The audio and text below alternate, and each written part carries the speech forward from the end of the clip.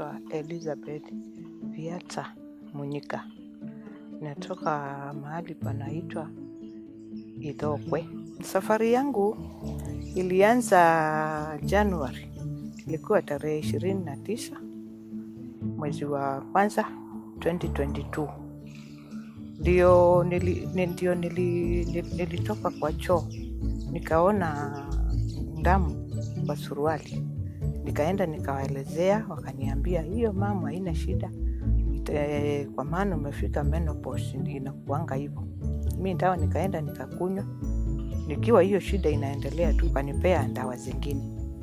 Wakaniambia niende kwa kunywa hizo, na hizo ikiwa hiyo shida inaendelea utakuja tukutume huko General Hospital, hapa Kitui General Hospital. Kwa ward sasa nikaenda nikalazwa.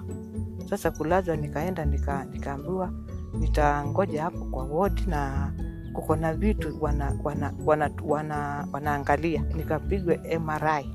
Nikaenda huko Machakos. Sasa hiyo MRI nikarudisha huku.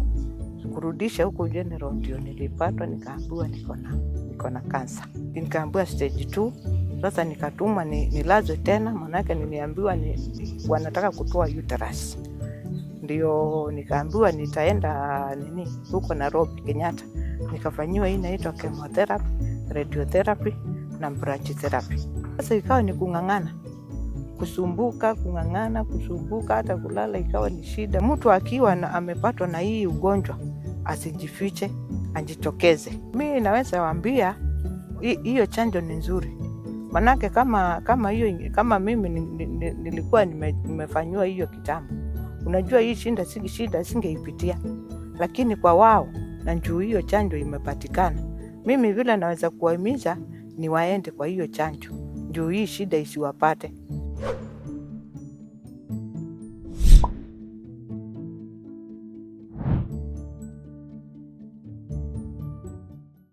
Chanjo huokoa maisha.